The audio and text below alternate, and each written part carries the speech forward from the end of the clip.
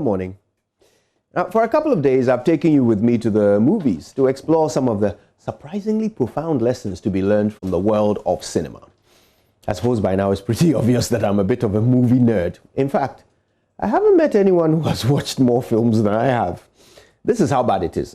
After viewing maybe 3-5 seconds of any part of a Hollywood movie, I'll most likely be able to tell you the title, the name, most of the cast, the director, and in many cases, the producer and production company. Yeah, sometimes it's not even a movie I've watched before. Yeah, I'm weird, I know. Today, I would like us to end our movie series with the movie that, well, in many ways changed my life, The King's Speech. Quiet, mild-mannered Colin Firth plays an English prince whose older brother suddenly abdicates the throne, leaving him suddenly as the next king of England. Now, for some, this would be a great thing. A sudden promotion to the role you never thought you would play. A sudden, unexpected rise to the highest seat in the land. But for the new king, George VI, this was a massive problem. He was a stammerer, and Britain was about to enter the Second World War. The king was required to announce the declaration of war to his people in a speech on radio. A speech that was supposed to rouse them, call the British people to arms against Hitler and give them hope. This duty was non-negotiable. He couldn't let someone else do it on his behalf. It had to be him.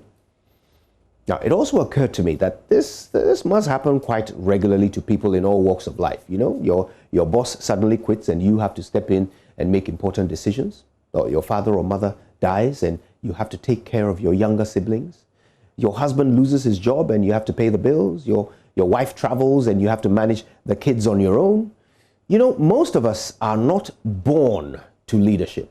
Some of us have it thrust upon us while we are not prepared for it.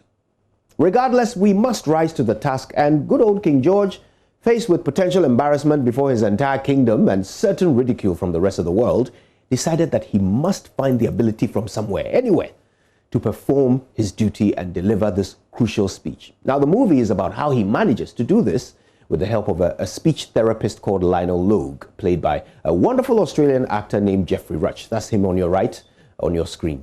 Now, through their unorthodox therapy sessions, they form a firm friendship, which helps the king triumph over this seemingly impossible obstacle of his speech impediment, to deliver a rousing, word-perfect speech calling up proud British warriors to battle against Adolf Hitler's Nazis. In fact, his speech was so near flawless that afterwards, when Lionel Logue pointed out to him the only moment when he stuttered was on the letter W, King George replies, "Well, I had to throw in a few so they would know it was me." Now, this movie happens to be a true story, just like your story.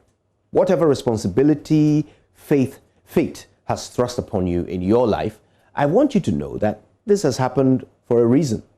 The temptation to throw your hands up in the air and say, "Oh, I can't do this," must be strong right now. But people are looking up to you. You can't let them down now. Yeah, I know it's turning out to be so much tougher than you imagined it would be. I know it sometimes seems like external forces beyond your control are conspiring to ensure your failure. But listen to me.